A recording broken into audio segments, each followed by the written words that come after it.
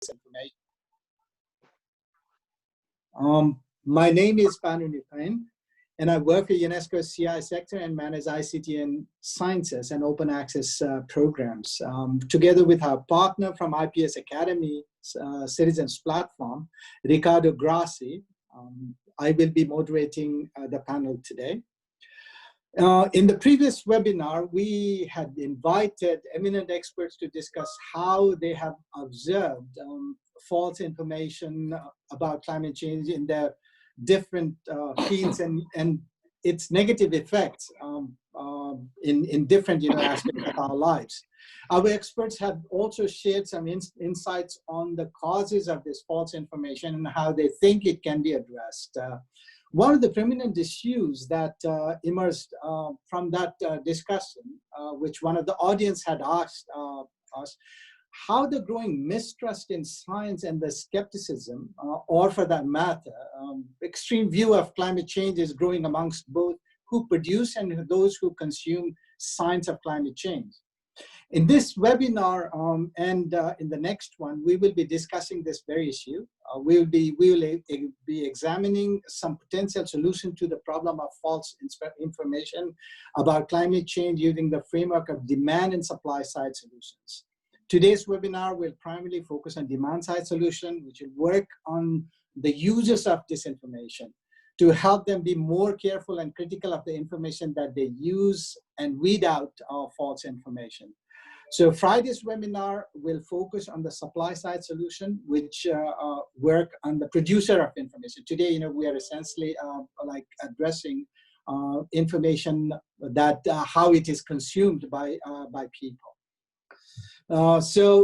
Without further ado, I will in fact pass the microphone on to Ricardo to introduce our panel and ask a couple of common questions. Ricardo, over to you.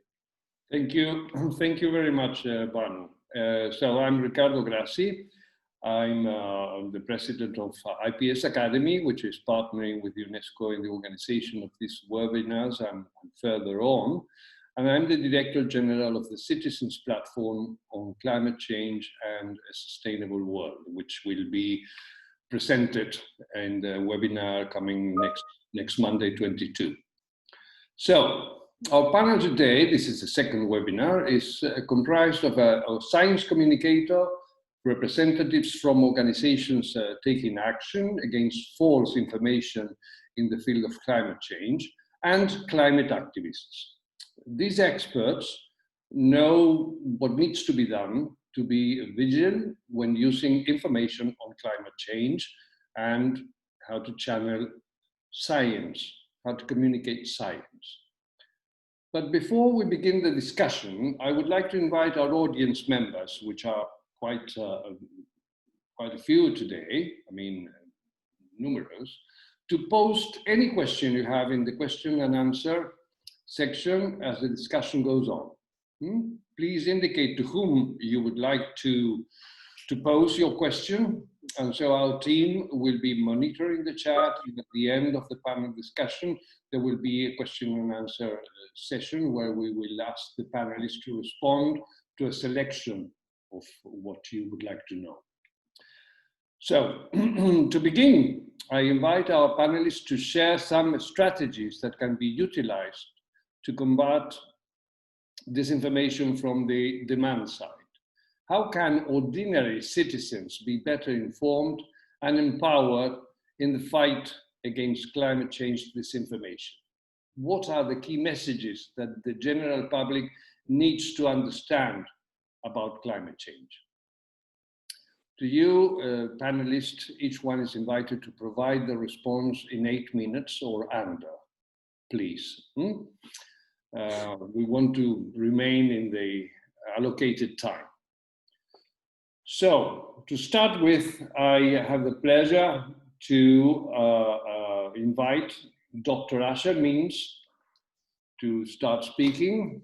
Asher is the Executive Director of the Tyndall Center for Climate Change Research, which exists since the last 20 years in the UK.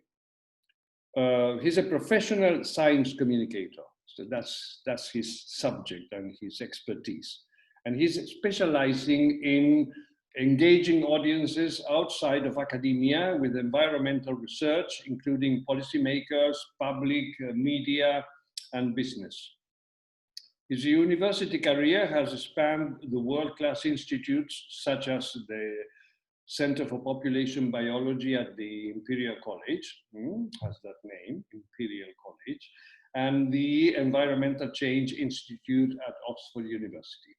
So, Asha, please, your 8 minutes start.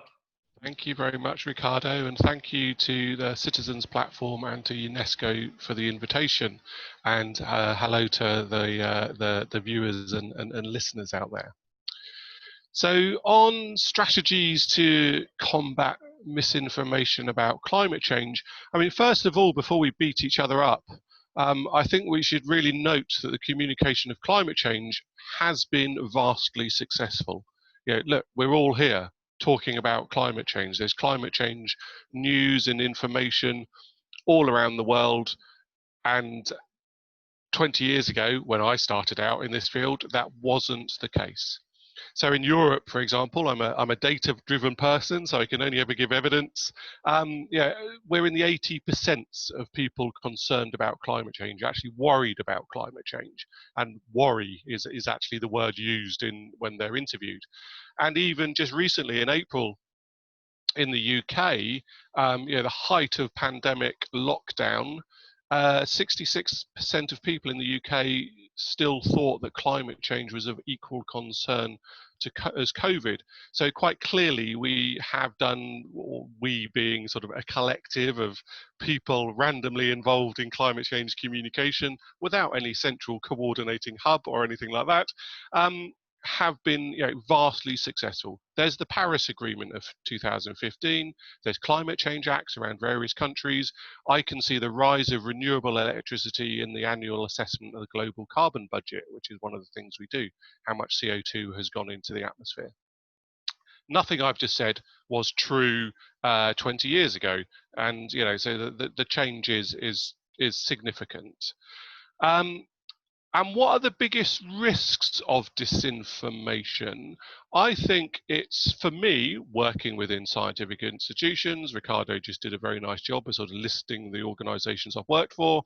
And it's the erosion of trust in institutions. Information and dissemination is all about trust. Do we trust the source of where that came from? And that's bigger than anything else. And in terms of people making sense of information, do they trust where it came from? And what misinformation does, and disinformation, really, it challenges that trust and it erodes that trust in the source of information, that value. And it's even been shown in research that people who don't believe disinformation are still influenced by the fact that they saw the disinformation. So strategy number one is don't disseminate, don't amplify misinformation or disinformation. People do it all the time on Twitter and Facebook and social media. You know, their algorithms absolutely are designed to be clickbait to get people to amplify. So if somebody says something stupid or something you know isn't true, do not respond by saying, oh, this person spoke a load of untruths, this isn't the case. Just ignore it. Do not give the oxygen of publicity on a very personal level to your friends who are just wanting to check their Twitter feed over the coffee in the morning. They don't need this sort of doom coming into their feeds.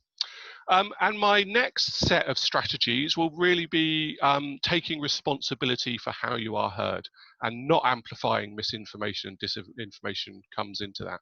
Now, the first one is pay attention to cognitive bias. Cognitive bias is us accumulating information all the time that supports our worldview and our self-perception. It's all the media we read, we listen to, the people we follow on social media, the music we listen to, and even the bars that we go to. I don't know if anybody remembers bars. I'm very thirsty. And psychological distance. So that climate change, the narrative for climate change is mostly it's happening a long time in the future, far in a country far away to somebody you will ever meet. Well, that's not really true. It's happening now. It's the here and now. So pay attention to psychological distance, that it's not just a future problem, it's an issue now. And of course, the co-benefits of clean air, clean energy, green jobs are for the now as well as for the future. And my last one there is about embracing values. Values are what drives us all, our universal values, the beliefs we hold to our heart, and everybody underestimates everybody else in terms of their motivations. And what I mean here is we know from research that most people have self-transcending values around environmental protection, justice, equity, equality, but we think that everybody else is only driven by power and wealth.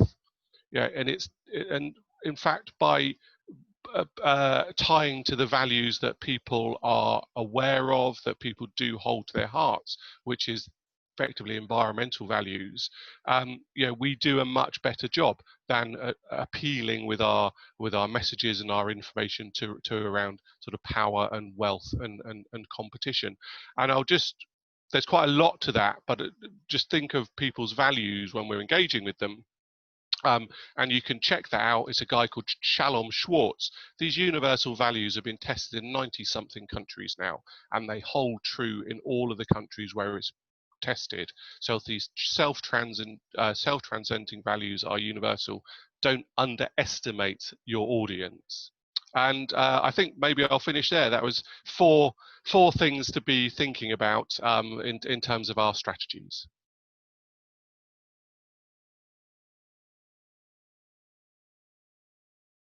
I have to unmute myself, I remember.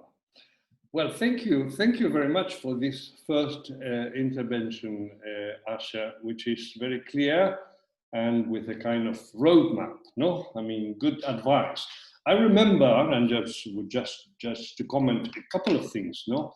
I mean, on one side, contrary to what you said, I read a study that's in the United States 1.5 years ago, underlining the importance of reacting against false information. I mean, to destructure it, to destroy, no? Then the other thing, and you could comment on this afterwards, and the other thing I remember when I heard you talking about the narrative on climate change that happens in the future, I remember a meeting organized by the Tyndall Center where the conversation was about making the difference between something urgent and an emergency, which is for me an important conceptual definition that has an impact on our way of doing things. And on this, the experience now with the COVID-19 is very interesting, which is clearly perceived as an emergency, no? Okay, let's leave it there, and I would like now to move to Emmanuel Vincent.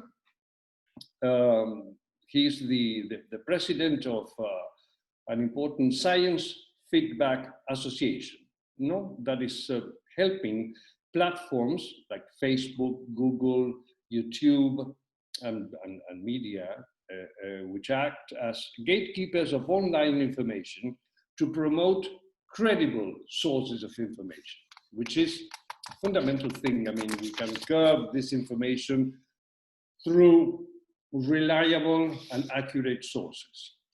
Emmanuel has a PhD on climate science from the University Pierre et Marie. He's French, and completed a postdoctoral fellowship at the Massachusetts Institute of Technology, but we all know MIT. Yeah, it sounds like that. So, Emmanuel, please tell us. You have 8 minutes from now. Thank you very much. So thanks for the introduction, and I've shared a little link in the chat. So please check it if you want. I want to share my screen and show you a couple of visuals, and you can access the presentation at the same time. So I'm just sharing my screen now so you can see that presentation. And as the Dr. Means just said, one of the important things is to not promote and propagate misinformation by engaging with it, even though I agree we need to debunk it, which is different. So one of the things that I would recommend is having in mind some resources, like the ones I'm showing on my screen, and I hope you all see it, that you can use to check the reliability of a source. So there are many kind of products, and they are still in progress, but I think the News Guard has made a good first iteration, and it's a Chrome extension that you can recommend people installing in their browser. So if they arrive on a website that is of low credibility, they would see a little red flag. So that's just one tool that you can use to, just in case you arrive on a website that you don't know, that is pretty popular, they might have reviewed it with the transparent criteria. Another tool that is quite similar is media bias fact check. So it's quite important, I think, also to always understand the kind of partisanship of websites. That's increasingly what is driving misinformation about climate change. Is the polarization some, especially in the US, a political party adopt as a policy to be skeptics about the reality of climate change. And if you can find the fact checkers website. So in the case of climate change, I think we are the only one really checking climate change information. But if you use this link here, factualsearch.news, you can search reliable sources. So if you have a question about a news topic, then it would be a little bit better than Google in the sense that you will filter out potentially unreliable news source. So for climate feedback, so that is the website I created as a climate scientist, even though now I'm leading this institution called Science Feedback.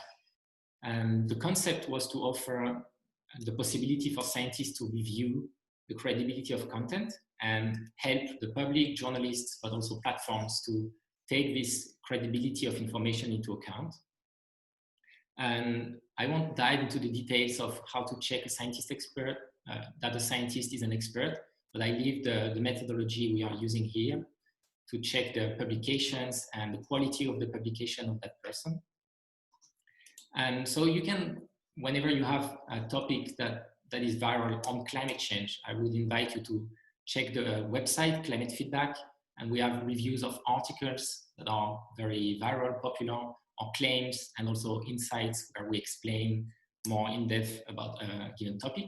And this is an example of an article review where we invite scientists to comment on an article and also provide a credibility rating so that you would know right away if it's credible or not.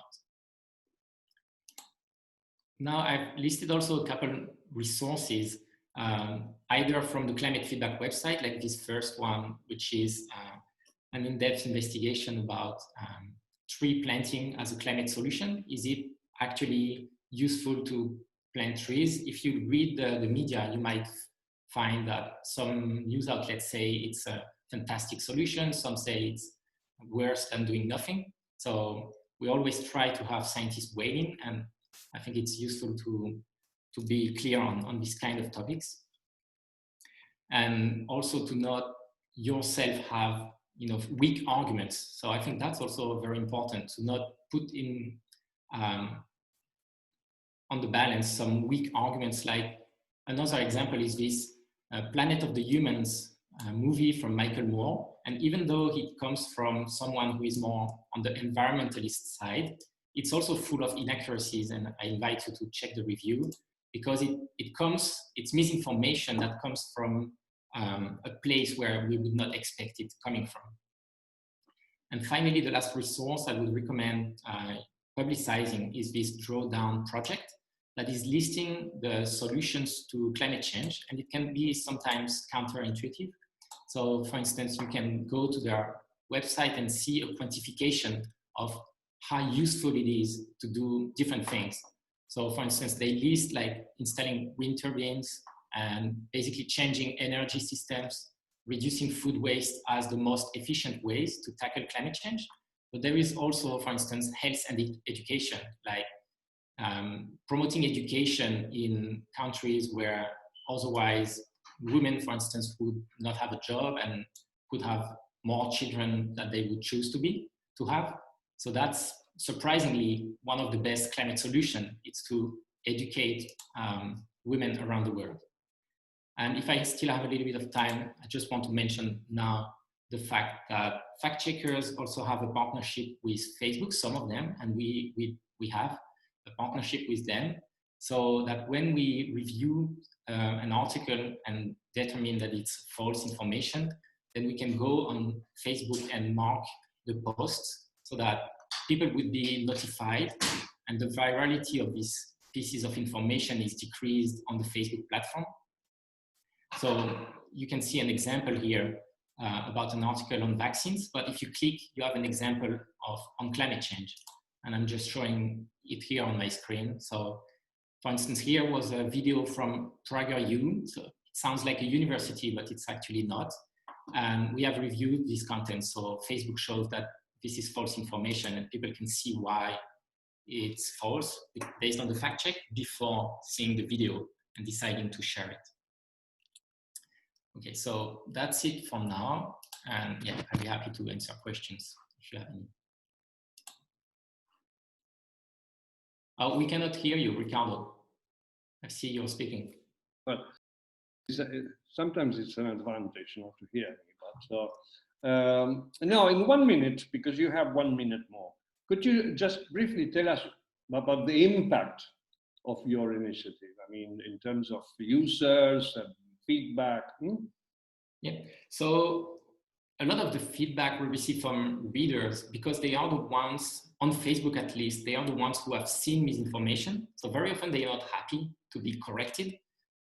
So I can say that a lot of the people are reacting by first rejecting, even though we also have a lot of people saying, oh, thanks, I didn't know, I shared this video because somebody else shared it with me and I didn't really know. So thank you for the feedback. So we do have this kind of interactions. Now we also have, we try to also encourage the journalists, if it's from a journalist that the content is coming, to correct their article, and it's increasingly working. At the beginning, it was very hard to, explain to journalists saying this is misinformation, but this is also helping the fact that Facebook takes action. So they understand that it's better for their own image to correct the content. So not leaving this false flag on their.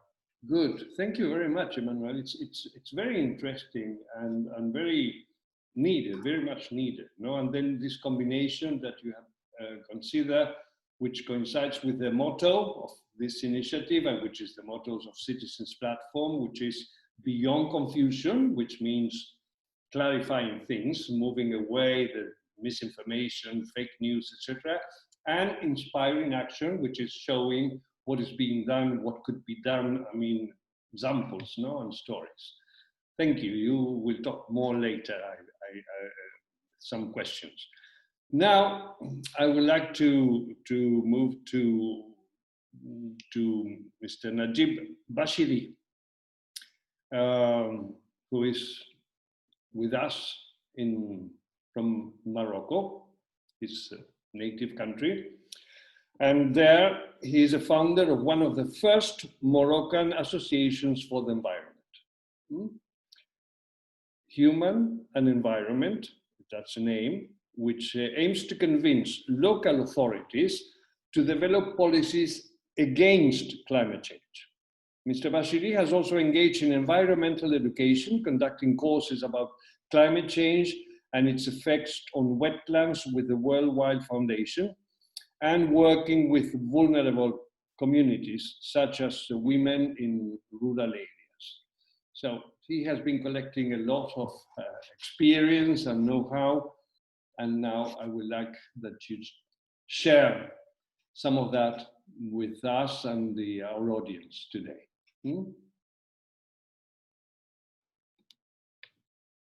You have to unmute yourself. No, we can't hear you. There's a let me see. Now, Okay. now you can hear me. Yes, good. So Okay, yeah. I mute. Okay, thank you, Ricardo, and I'm really happy to be here with you and with some experts that, in fact, introduced me straight into the right information, because now we're talking about, misinformation and information, because as an activist in the field of the environment, we have to really collect a lot of,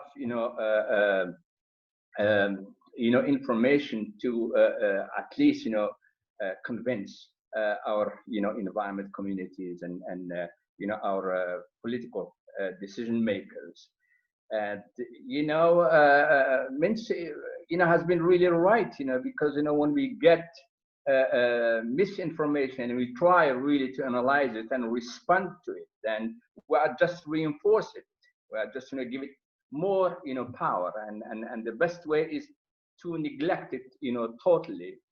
And as you know, here, like, we are in a very critical and, a very fragile environment. And when I say here, I mean the Arab world, because, we are on the front line, we are the countries that are going to be badly, impacted, in terms of climate change.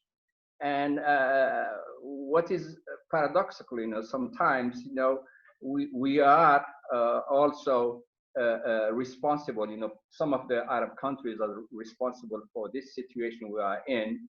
And at the same time, we are victims, of, what we really produce. And in terms of, misinformation, we have been really involved in the environment and how to come out, with some feasible, solution. It is really hard, to work in an environment that most of the population is illiterate, and most of their, information sources, come sometimes from superstition. It is a question of, our daily behavior, because, like, for example, just I give you an example of COVID-19. When it started, many people, linked that, to, wrath of God, to some, religious, give it a religious answer, because we are not, some good citizen. God, has been really angry with us, so He has sent us, COVID-19. And the same thing, with climate change. Because you say, oh, our behavior is not the exact and the right, behavior that, we should have. And, God, has been really angry, not happy, with us as, some believers. And here, in fact, it's funny, we have climate believers and climate, atheists. And I don't know exactly where, we can, put ourselves, here. But, misinformation, we try not to correct it, but, trying to find different, information, venues in information, right information ways, to really convince, people that what we see right now is not a drought. It's a climate change, which is totally related, to our daily, way of living.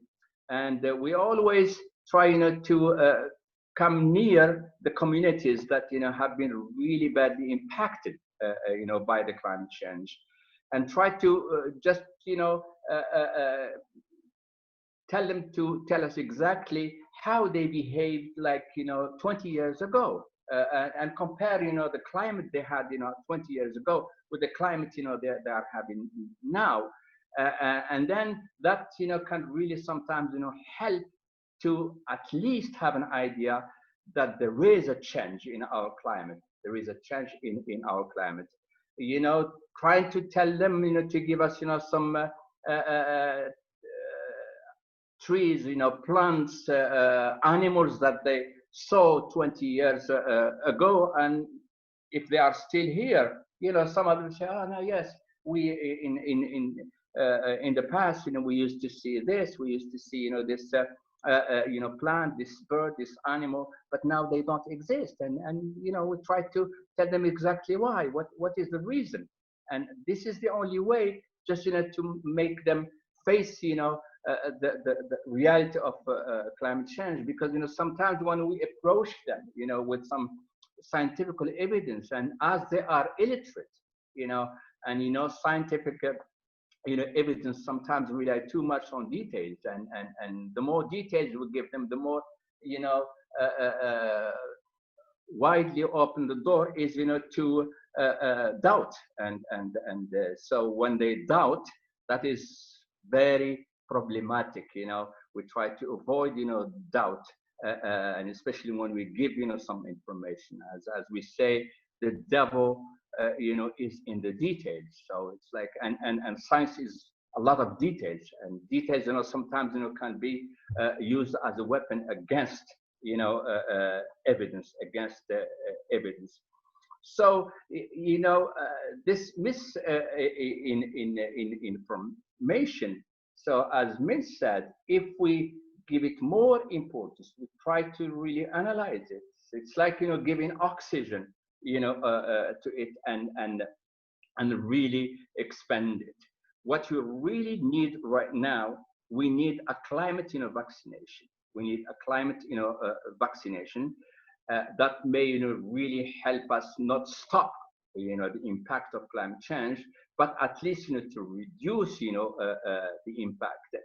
And if we take AIDS, for example, when AIDS, started in South Africa, and how people rejected, vaccinations, and it was too late when they really accepted a solution. When the death toll, reached like, more than 300,000 dead people, and then, it was too late. It was too late really to stop, that, health problem. So the same thing, here with the climate change. It's like in 20 years ago when we talked about climate change, Vince, was right. They always linked out, said that's the future. It's not going to happen. And 20 years now we are here, and it is really happening. It is really happening. And in Africa, we are not gas, emitting, countries, but we are, receiving the impact. We are receiving the impact.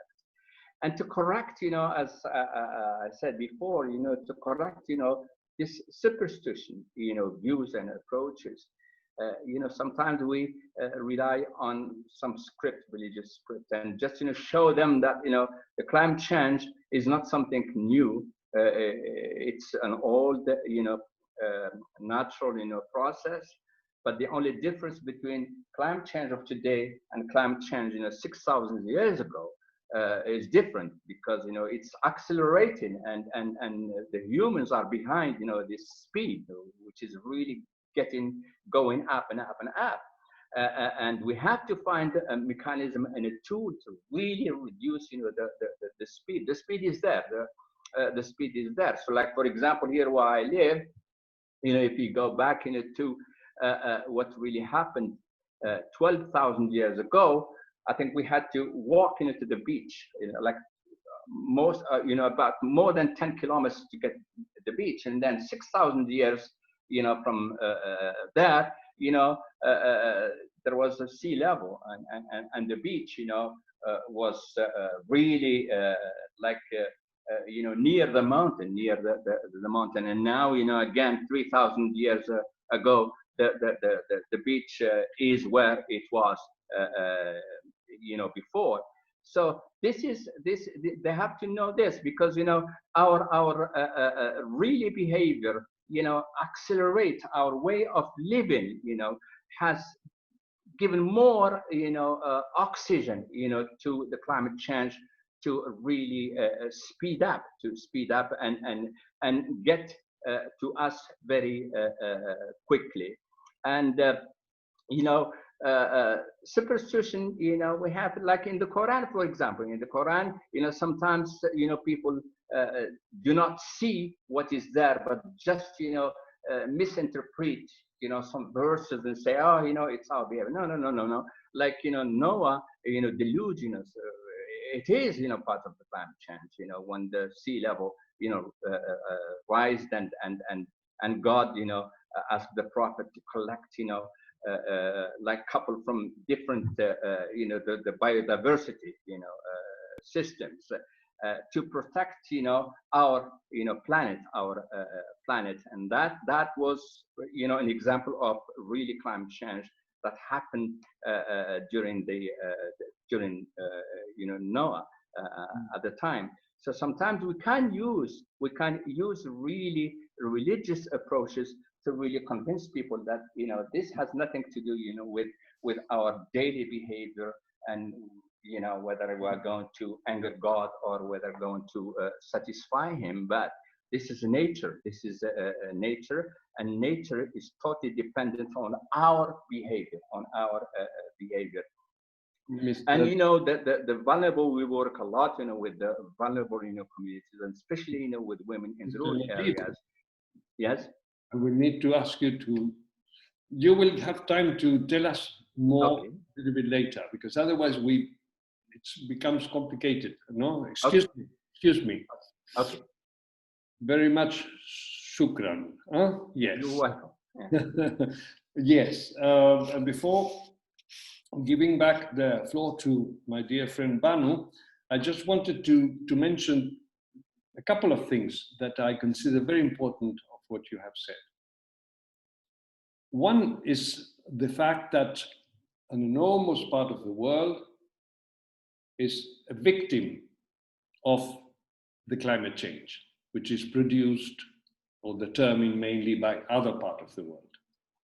And the other extremely important thing, because it's directly related to how to communicate, is the local reality, which is made of local factors today, but then local history, religion, 3,000 years back, as you were saying, etc., which then makes us to reflect on how we communicate and how we produce information that then is going to arrive to someone in a certain place, and that then would be able to establish a connection between his or her personal life and what is being informed or commented to them. I would like that then later we reflect a little bit more about this and the concepts of adaptation and resilience, for instance. No? So, Bhanu, doctor, now it's your turn again. Thank you.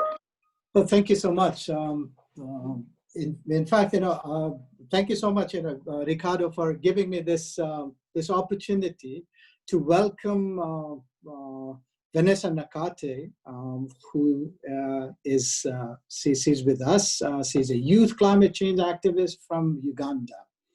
And she was the first to protest outside the gates of Parliament of Uganda in January 2019, and gathered other youth to draw attention to the plight of Congolian rainforest. Subsequently, she founded the Youth for Future Africa and the Africa-based Rise Up movement.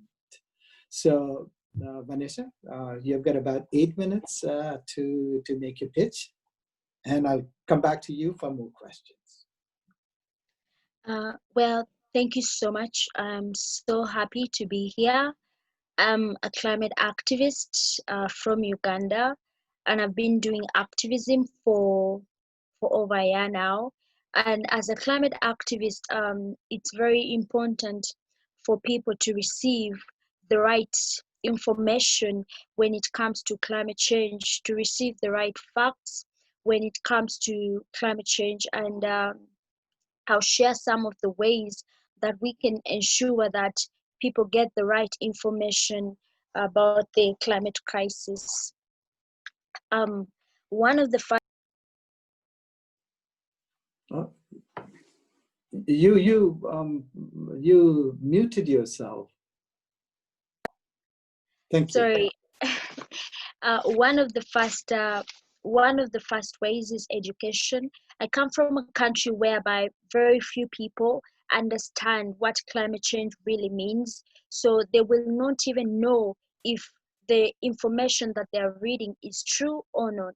So they have to first understand what the climate crisis really is and what brings about climate change and the impacts that are followed by climate change. So I think it is important to ensure education of different people about the climate crisis, because at this point many people don't even know about its existence. So how will they be able to understand whether the facts are true or not, yet they have no clue about what climate change really is? So we need to go back to the basics and teach the people and reach out in schools and educate everyone to understand the issue of climate change and how it affects people's livelihoods. And then the other way is to go to the grassroots. Many times we see journalists, they talk about activism in other countries or how the people are impacted in other countries. And it's sad to see that most of the times they reach out to people who are not even in those countries. So those people just give estimated information. But then it would be great to see the journalists go to the roots, to the actual roots, to the ground, and see what is happening in those areas and interview the people in those areas so that they get first-hand information. Because when it comes to climate change, there is no room for second-hand information. We need first-hand information from the communities that are affected the most. If a hurricane hits a place maybe like Mozambique, like what happened in 2019, the typhoon the cyclone, sorry, in 2019, and the floods in East Africa, go to those places, reach out to the people in those places and get the actual information from those people. That will enable you to get the right information that you will spread on the internet. Because before you actually spread information on the internet, you have to first collect it. So we need more first-hand information in the fight against climate change and the fight against disinformation. And then this also goes to the internet users on different social media platforms. We need to examine the news sources that we follow. We need to examine the sources of information that we look up to, because we have seen some of the news sources, they give very authentic information about the facts of climate change, about communities or countries that are being affected by climate change, about the investment in the fossil fuel industries.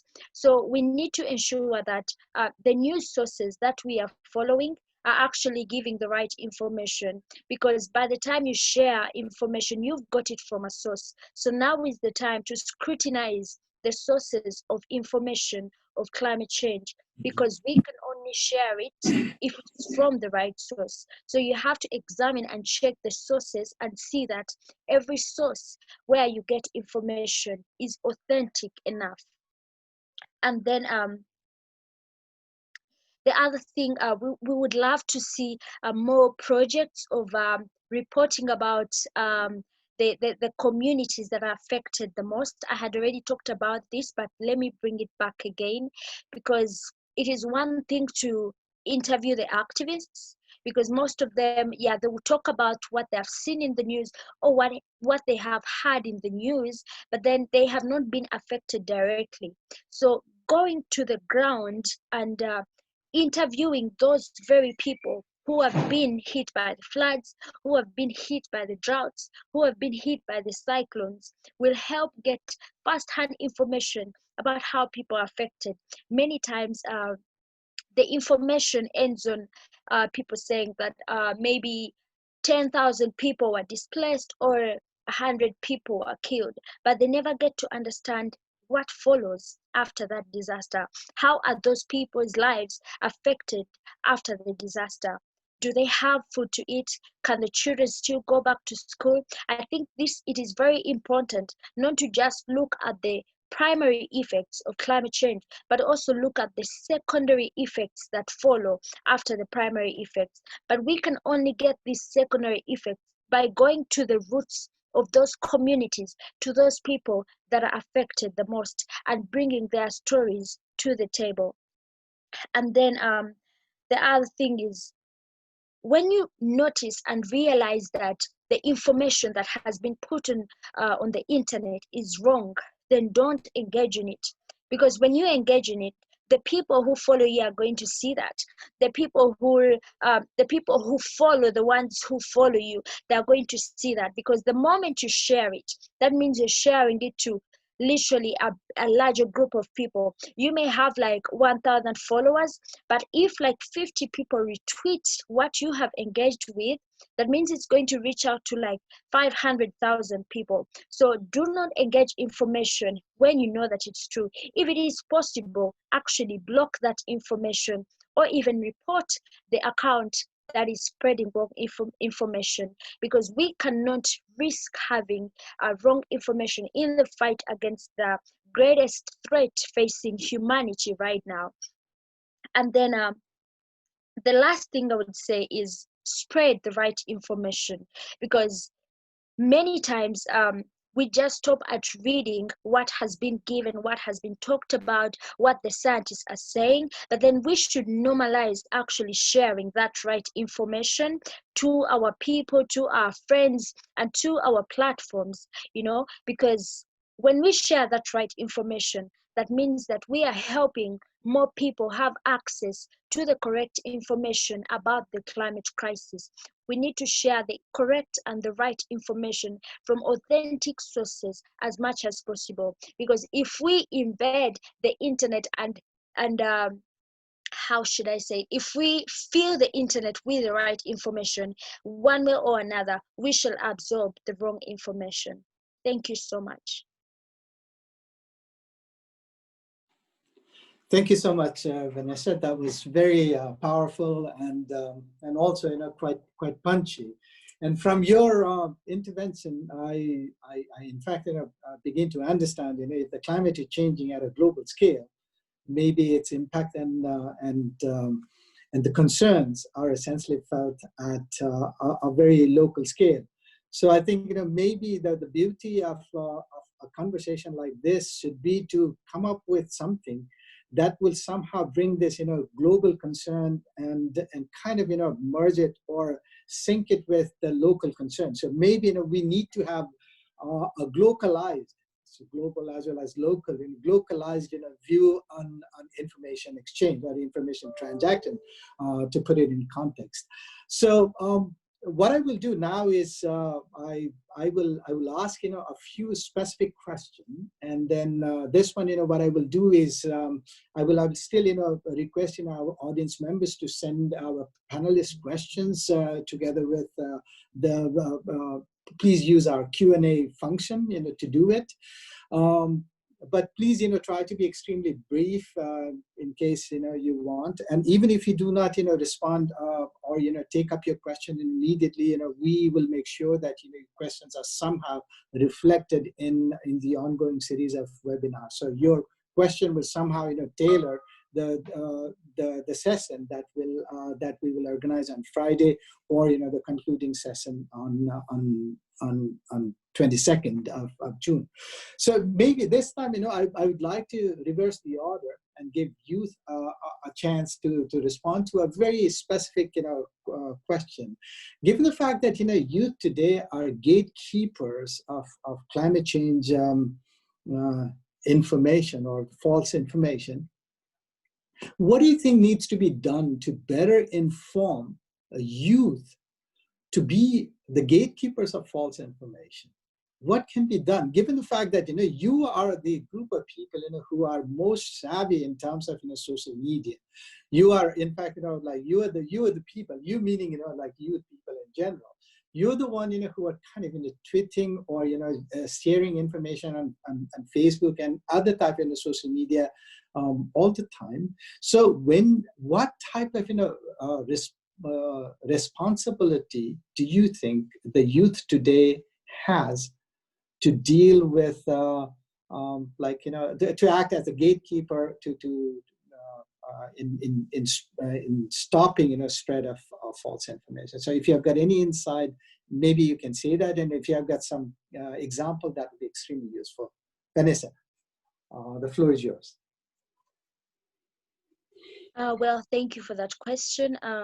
Of course, the youth play a very important role in spreading this information, because you find that a very large percentage of young people is using social media. In my country, it's usually maybe 18 years and above, but I've seen it's kind of different when it comes to Western countries.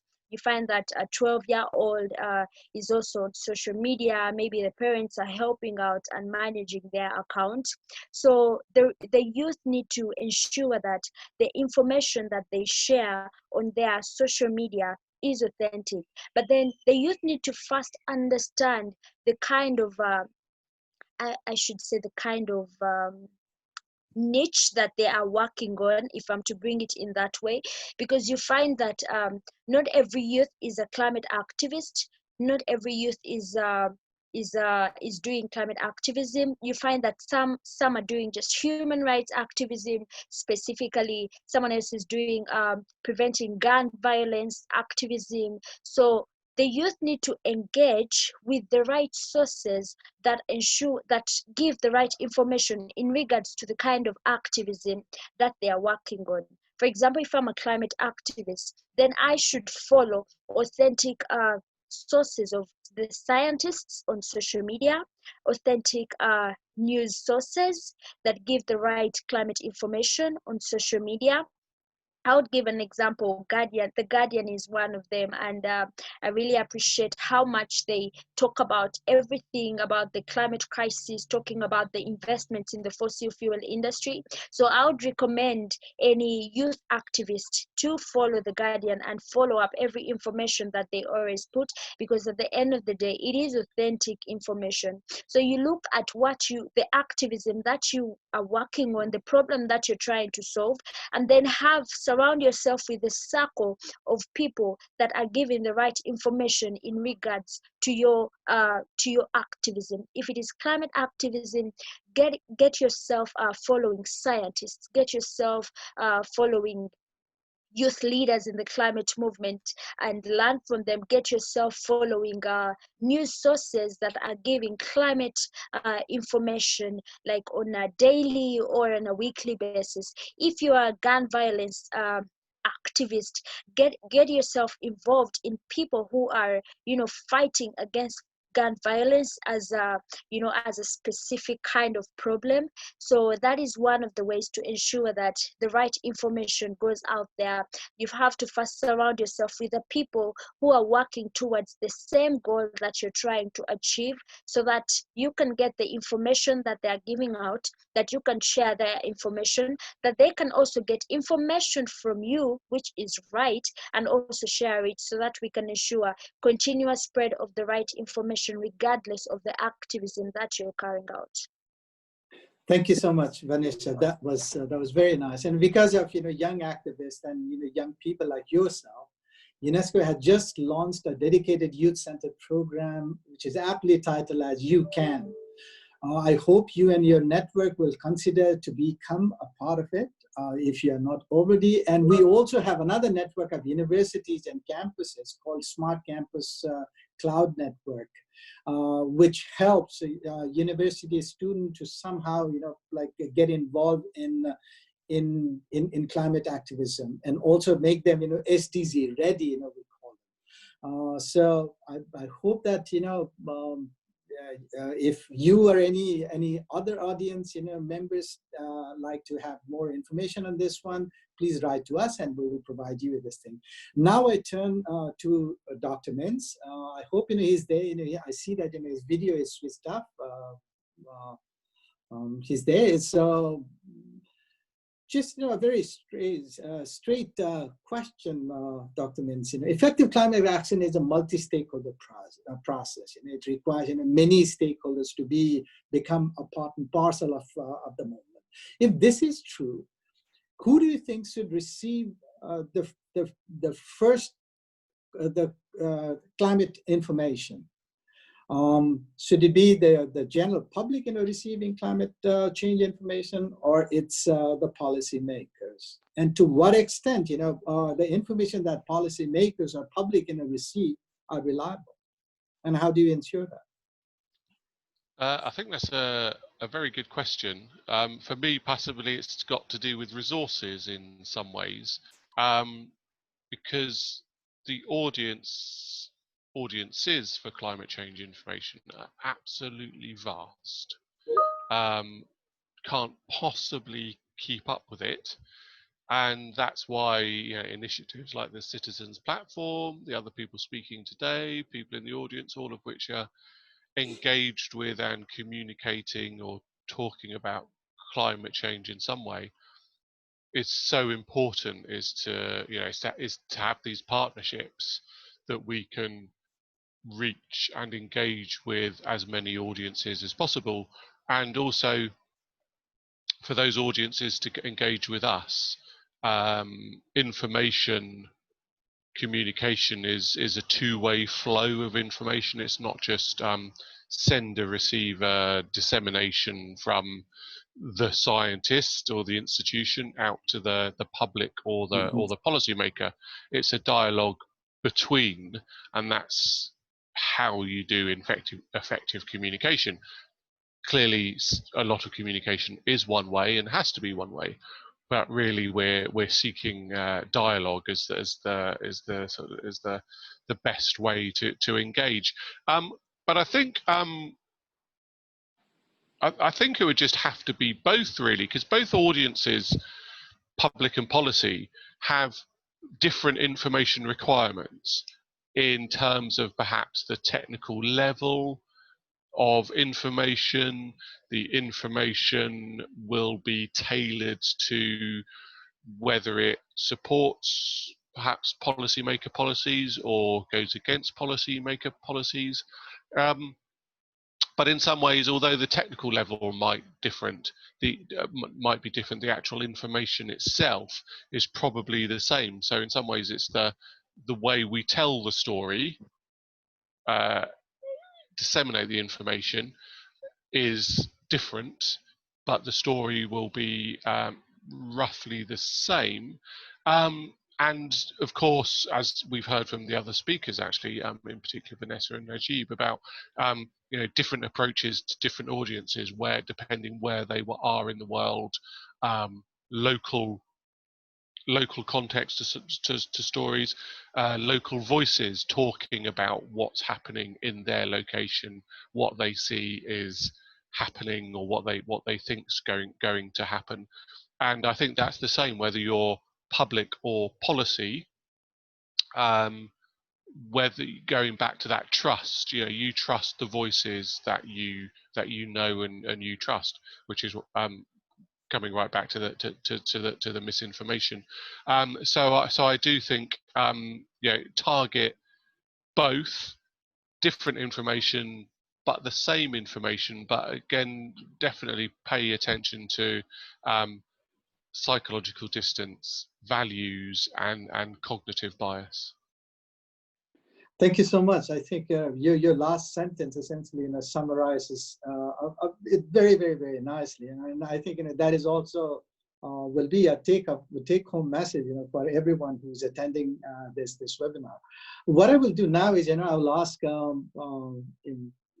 Emmanuel, Vincent, a very straightforward question. You say that okay, your science feedback is extremely useful platform, and it's in fact empowering users of the internet to have access to scientifically sound and trustworthy information. But I must play a devil's advocate here. There are equally a similar number, or maybe more, portal channels and then message producers out there who are spreading wrong information. So how do you ensure that your accurate information stands out against the vast inaccurate information that is spreading on the internet? So maybe provide us something very, very, very concrete and take home that we can utilize for this program to develop in the longer run.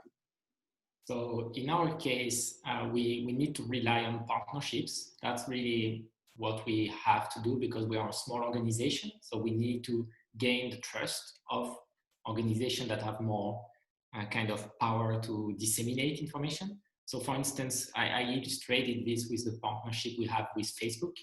So even though, for instance, the PragerU institution, they have billions of dollars in their pocket, right? They push information that is very often false information. They push it on YouTube, they push it on Facebook, and they have infinite amount of money virtually to spend. So they can just pay so that people view the content.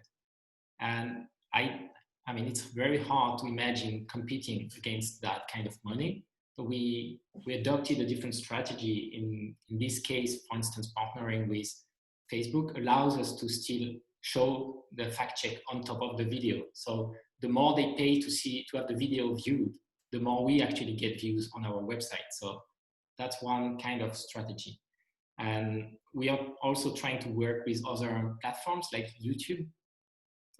And so what's very important in our strategy is that we don't necessarily just try to kind of rebut information or respond to the people, but more to improve the ecosystem of information online. So it's not just trying to flood the web with our own information, but more trying to help scientists identify the trustworthy sources so that then we can communicate that to the platforms. And when people go on Facebook, they will be less likely to see a false video to start with.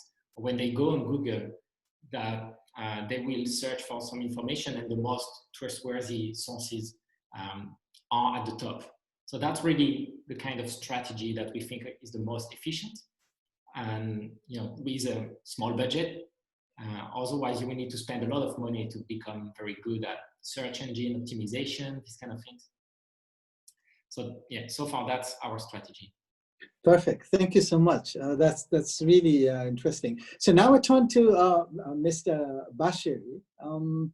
As a part of the fraternity of civil society organization, how does your organization identifies accurate information? Because you're one of the information user, quote unquote. How effective do you think is the civil society operates right now as the watchdog for the public as well as private sector in the field of climate change disinformation? You need to unmute yourself, sir.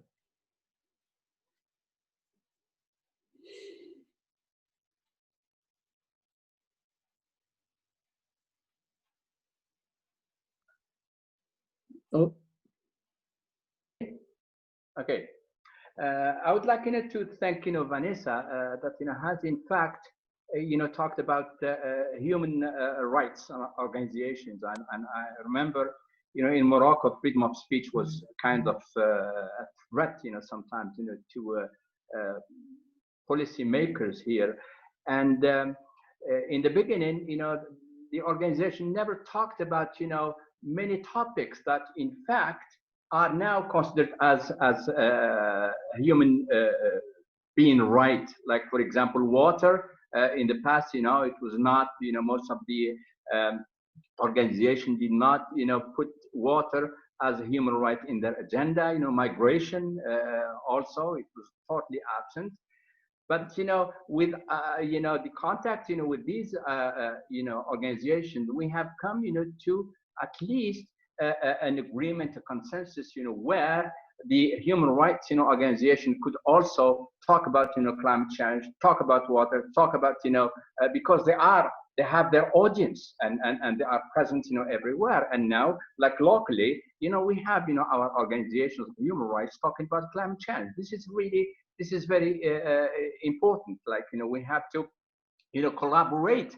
We have to collaborate with different organizations, though we sometimes believe do not share the same objective, the same interest.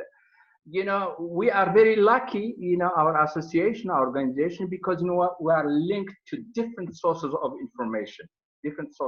information, and our being part of different networks working in the field of environment and also climate change.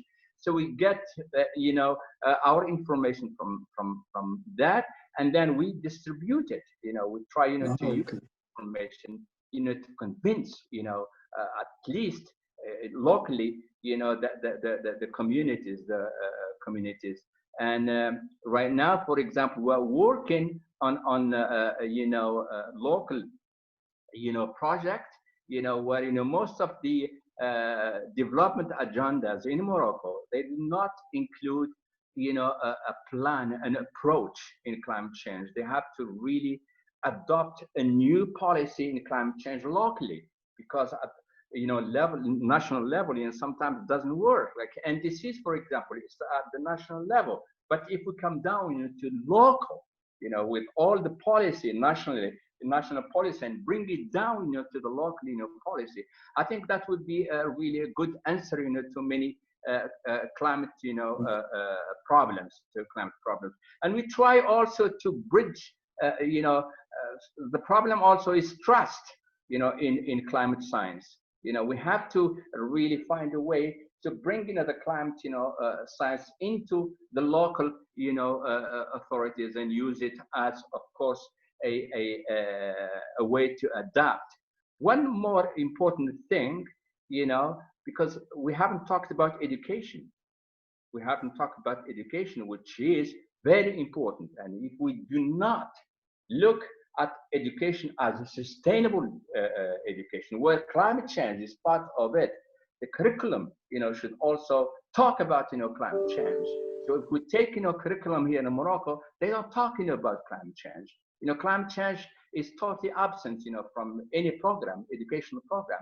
And I think, right, the youth, Vanessa talked about the youth. Where are they? They are in education. We have to really introduce them, to this phenomena, of climate change.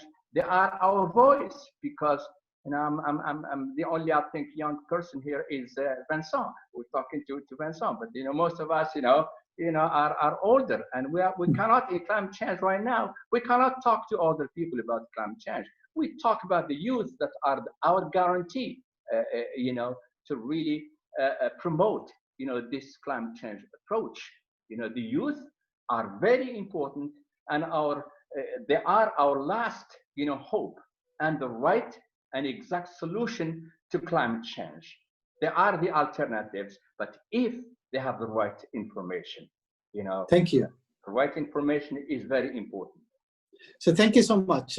In fact, this has been a very, very, very engaging, discussion thus far, and some of the point that you bring forward essentially provides me a very easy lead to bring in the audience question right now. So I'll ask my colleague Melissa to read out a couple of those questions. Some of these questions I think they are keyed in the Q&A section. You can read out a few, and if some of the participants are also available, and if they wish to ask the question themselves, they I'm asking our technical person to allow if some of these person could also be upgraded or given the mic to ask the question. So Melissa, first ask a couple of questions, and then we will go and open the discussion to a wider audience. Melissa, please. Thanks, Bhanu. So we've got quite a number of questions from our audience. So I'll start with the few questions that we had, which are mostly, I think, for Emmanuel. So 2 questions. The first one, is there a resource that knows how much money is spent by corporations on climate change misinformation? That's the first question. And then a second question is that it seems that this information is really becoming more, is really proliferating more with the advance of technologies which can easily create and dispense this information. Are there any global responses to disinformation, such as AI utilization and cooperation across the border? So the first question is from Mr. Shahidul Alam, and the second question is from an anonymous person. Emmanuel, please. Sorry. So for the first question, I've put a link as a response there to is there a resource that maps how much money is spent by corporations? So the answer, I think, is there are some resources, but they are incomplete because a lot of the money is kind of hidden and increasingly so. And there is one scientist called Drexel who has done this landmark study in 2013 that I shared in the Q&A response. I hope everybody can access that. And what has been shown also by this person is that increasingly the money is going through some kind of funds where you cannot really know who has put money in there and where the money goes after. So it's kind of a black box where the money goes in and out, but you don't really know what's happening. While in the past, it was more one company, maybe say Exxon, funding this specific think tank to produce videos that say climate change is not happening. It was a little bit more transparent. So I hope this resource is a good start for anyone investigating here.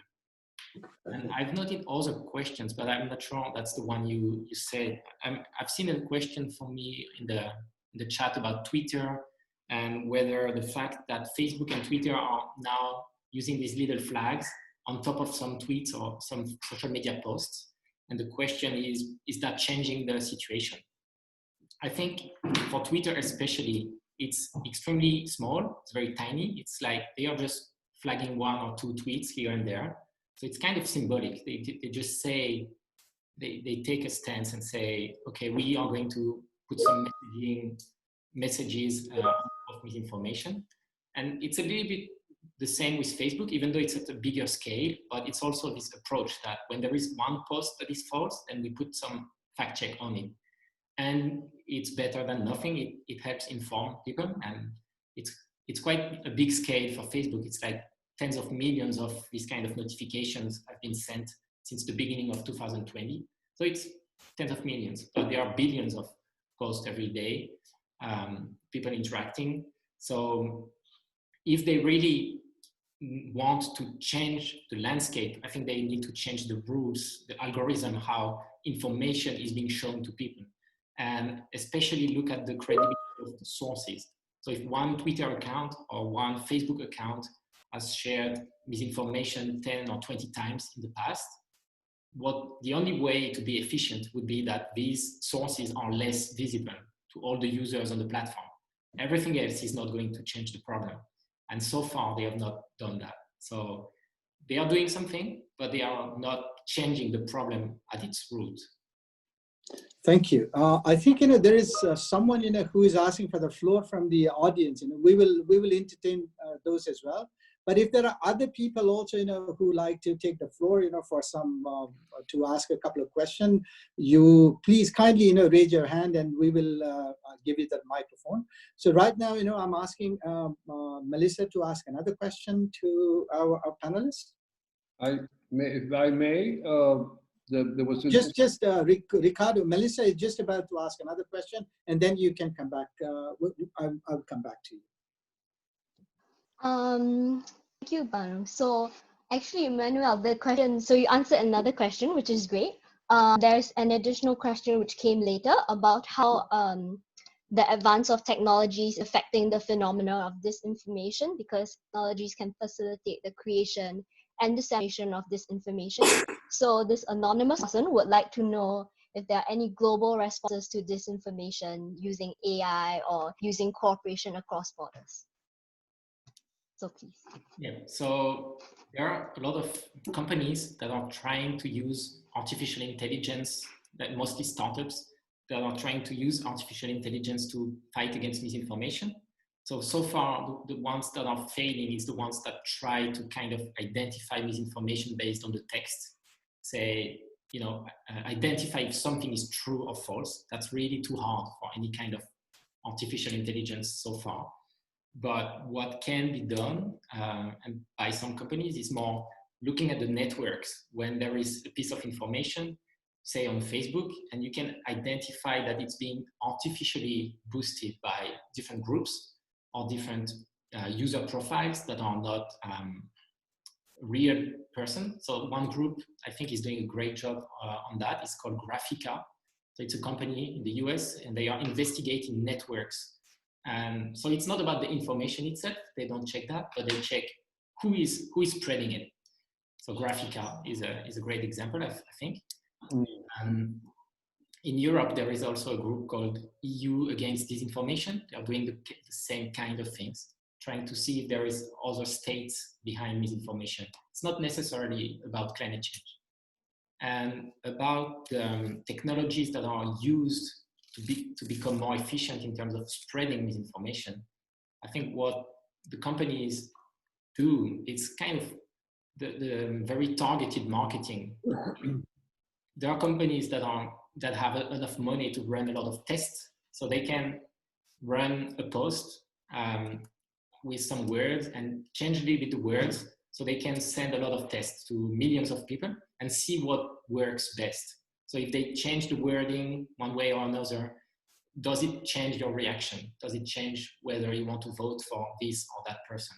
And I think that's a technology that is used by misinformation sources, and that is quite dangerous, because you can really kind of influence and maybe manipulate people with that by targeting the message so that you are not going to see the same message as I am going to see. Some companies are really powerful enough to have the money to run a lot of tests. Then maybe anecdotal, like, yeah.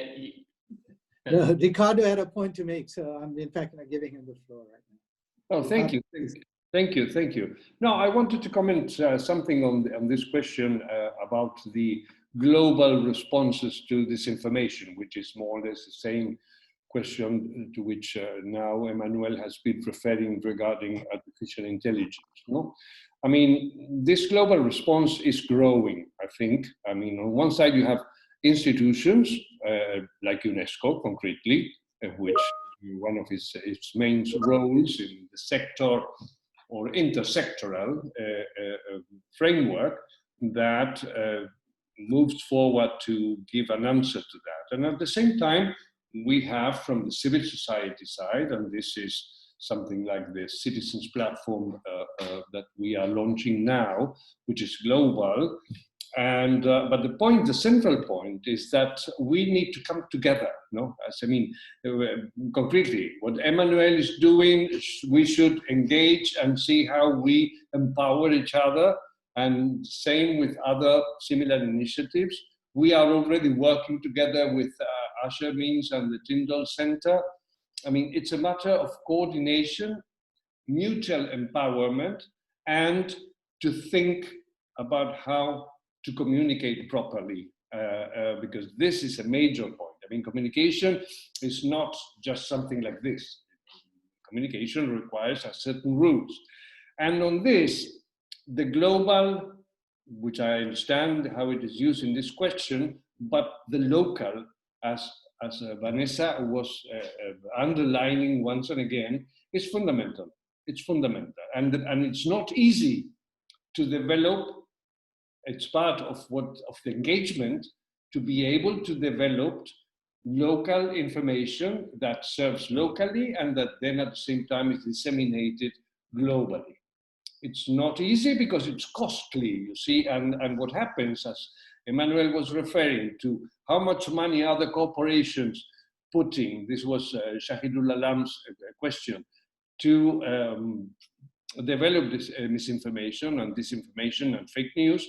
Well, those are the corporations. We are not corporations. And so we have to see how, through engaging, we gain the power that we need to develop, because financially things are not so simple. No?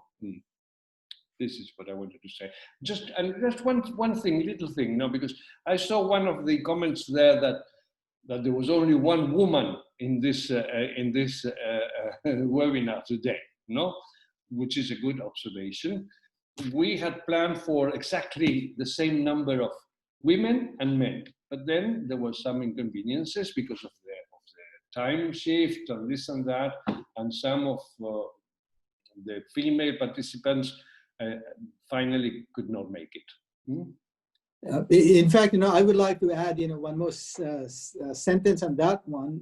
This webinar is one of the 4 webinar, and it's in the series.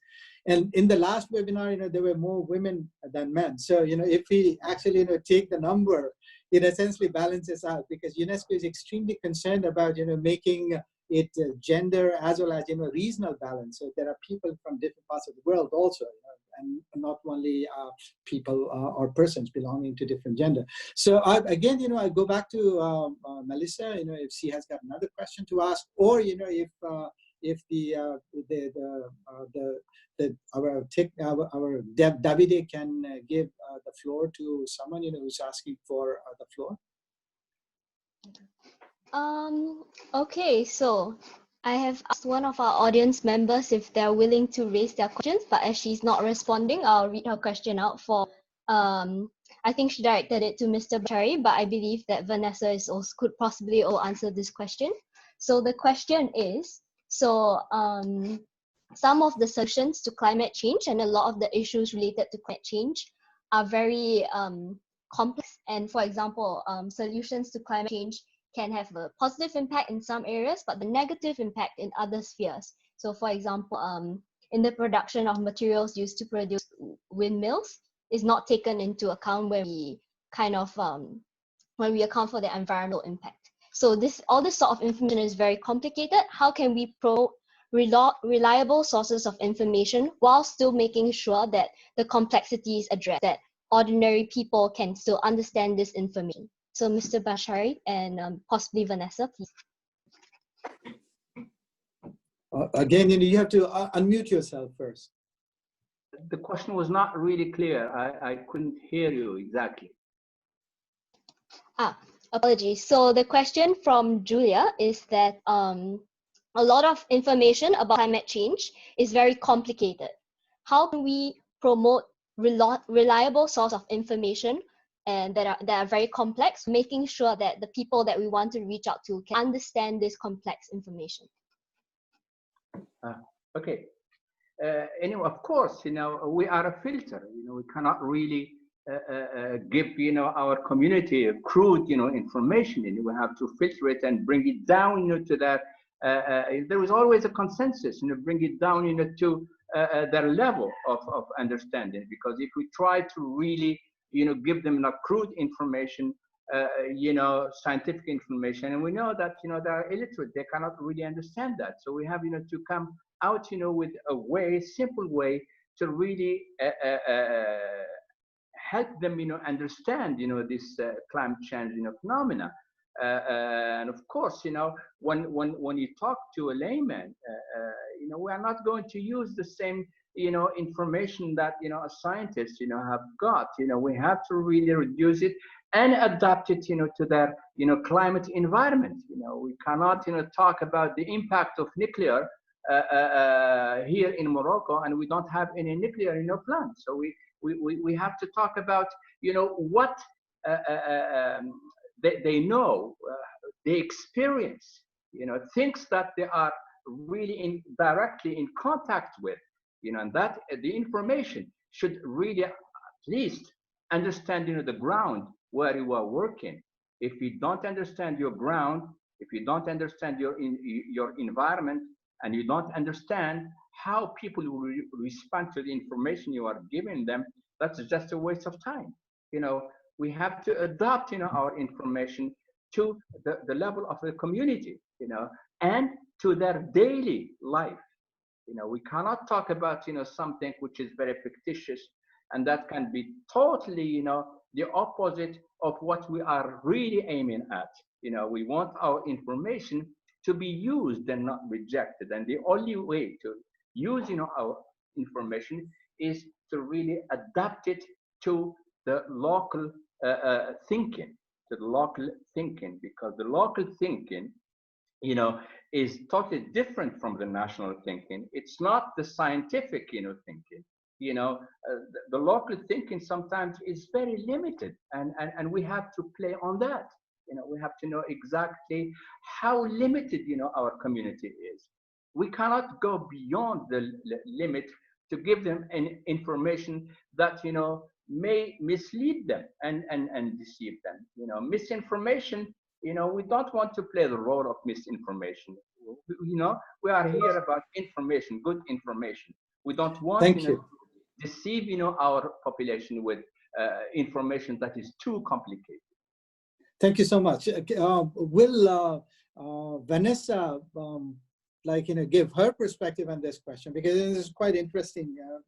How can we make things fit, or fit to purpose for at the local scale? Thank you for that question. I think that the best way that we can make the information as simple as possible to the people in these communities is by bringing it to them in the language that they understand, because you find that many people don't even understand the connection between the fossil fuel industry and climate change. They don't understand 1.5 degrees Celsius. They don't know those things. Right. So you have to bring it to them in the language that they understand. I will give an example of a baby and an adult. You find that in one way or another, they all have access to the necessary nutrients that the body needs, but then they eat in different ways. A baby will consume that food in a different way, and an adult will consume that food in a different way. Mm. But at the end of it all, they're receiving the same nutrients, the same proteins or carbohydrates like within their bodies. So we have to find ways of bringing this information in the language that the people in these communities understand, but also involve them in some of the projects that we bring in these communities, maybe resilience projects. It is important to involve these the people in those communities, because you find that they understand their communities more, they understand the language that their people speak. You can engage with the chairman of those people, or the chiefs, or the local leaders in those places, involving them in resilience, so that when you take resilience to them, when you take that information to them, they don't feel like you are trying to take over their community, in that they'll be forced to try and defend themselves. So you have to involve them in whatever plans involving some of their leaders, so that the leaders extend the information to the other people, so that they understand that yes, these people are here, they are helping us out. How are they helping us out? Maybe they are providing water tanks for water harvesting. You understand, we've been going through some dry seasons, and they're explaining it in this way, that we've been suffering these dry spells because of this, and they're here to give us this resilience, so welcome them. So I think that is one of the ways that we can bring this information and maybe resilience, bringing it in the language that they understand, and involving their leaders in running projects of resilience in their communities. Thank you so much, Vanessa. I think we have received many questions, but I hope Asher can answer one of the questions that Melissa can read out. Melissa, can you please read out the question to Asher? Sure. So this last question is because we've been talking so much about communicating to the public, but in terms of communicating to policymakers, what are the key messages? And we also know that policymakers communicate information as well to the public. So how can policymakers be an effective channel to assure the public that climate-related information is trustworthy? Thank you, Asha. Thank you for the question, whoever sent the question. And another really good question. One of the important things about policy people, for right or wrong, comes back to what I was saying about trust in source, is that people do listen to policy people, and they do sort of follow their leaders, and they want to know what the thought leaders say. And so for that reason, policymakers are very influential communicators, even if they're saying things that we know not to be true, and we know who I'm speaking about. So the importance of those leaders, and Vanessa was just talking about community leaders, and it's exactly the same. It doesn't matter if you're the president of a continent or a community leader at a much more local level. People look to those trusted voices of authority for their information, and some reason quite usually believe them and do as they're asked to do. And then, so that's why policy people are important, because they are almost a leader of public thought, and the mix within that is, of course, journalism, because journalists themselves are often sort of just amplifying what it is that policy person said in a speech. You know, nobody would know what a policy person said in a speech if it wasn't very well covered by news networks, which then gets picked up on social media and circulated. But also there's the other direction of relationship as well, which is the public does influence policymakers as well, and perhaps some of the ways that works best, and just moving social media out for the minute, is perhaps through the newspapers, or the media, because policymakers really, all they really want, they want to be re-elected. They want people to think, the public to support them and think good of them, and so the policy people scour the newspapers and certainly the elected politicians to see what it is that the public is saying and thinking about them, if we assume that journalists sort of reflect public interest, and that's why an editor picks up a story, because she or he thinks it's of public interest. So they're all important, and I think we have to just engage with as many as possible. The policy people lead thought, and the public sort of lead thought in the policy arena as well. Thank you so much. Mr. Bashiri, you'd like to, yes, please, the floor is yours. But, we're almost coming to an end. So anyways, please, unmute yourself, because you're muted. Yeah, just Vanessa and also raised a very important, point here. It's like when they talked about, the political leader, I think the first thing we have to do, we have to create, establish a sort of trust, ground of trust with the local leaders, because, if we don't do that, the political leader and the local leader always, thinks negatively, because, his or she's thinking of how to preserve, her or his state's political status. And, we have to avoid any political conflict, with the local leaders, because, it's their survival. And if they feel that, their survival is really menaced, then everything, will just, fall apart.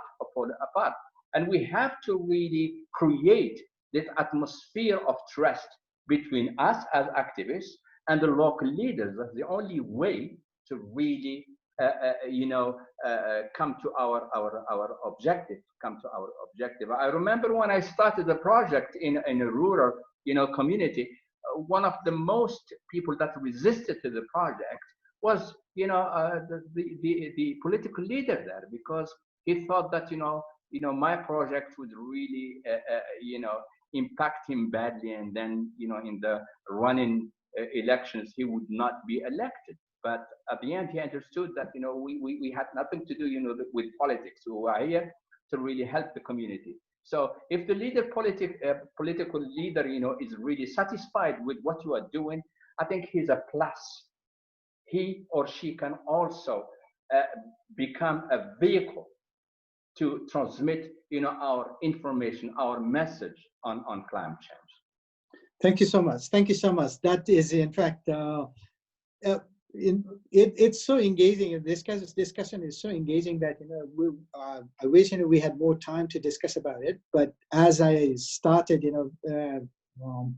when I first started, I noted that this is one of the three more like webinars that we will be organizing, two more webinars that we will be organizing. So some of the questions we left unanswered, we will be taking it up in our next episode of this webinar on climate change disinformation, beyond confusion and inspiring action. And I hope that today we managed to at least contribute a little bit in clarifying some of the confusion around demand side of climate change disinformation, and also definitely with a person like Vanessa, she definitely inspired she definitely did inspire me, but I think her presence here actually contributed to many other people who got inspired to do something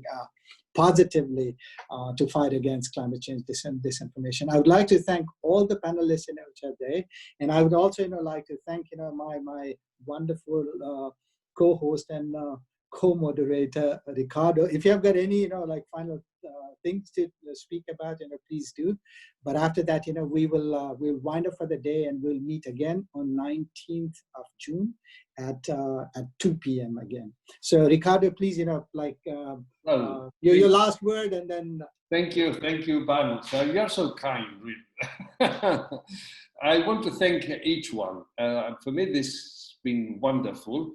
I agree with Bhanu that Vanessa is much motivating and energizing, and at the same time, I mean, the inputs by what Emmanuel is doing, and Asher's particular expertise in dealing with concrete communication initiatives, and Bashiri bringing the local dimension, which is fundamental, as it also underlined Vanessa. No, I mean, there's a tremendous unbalance regarding the flow of information.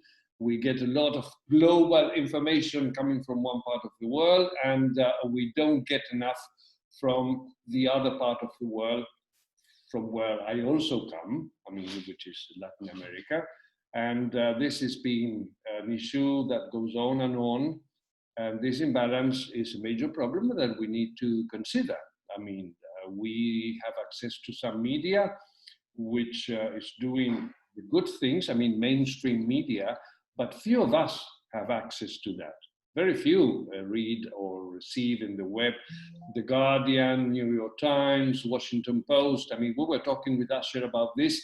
I mean, the difference between getting something published in the mainstream media, I mean, those we like, or publishing a column in The Sun, let's say, which is a popular daily newspaper. So, I mean, this is the point, how we gain more and more. And I think that the conversation today has been extremely useful for that. So we should continue interacting to build the things. So thank you. Absolutely. So once again, we will, the next episode of this webinar series will be on 19th of June, again at 2 p.m. There are a lot of students who have joined, and they have in fact repeatedly asked us a question whether or not we will acknowledge their participation in the form of a certificate or something like that. We'll definitely provide you something. So do not worry about it. You can in fact spread the message and bring in more friends to join the webinar if yes, they're interested. And we will see you again on 19th. So thank you so much. If I may say about the 19th, there will be something unusual, no? I mean, among relevant panelists, we are going to have also a major advertisements agency, a major advertisement, world advertisement agency. Sure. Have an environmental soul, and it would be, I think, extremely interesting to see their perspective. I Absolutely. mean, the advertisements, which is the producers, consumers, I mean, and what to do about climate change and environment in that context, and what could be done. Okay. So thank you so much. Thank you all panelists. Thank you audience. You're super good. Bye-bye. Goodbye.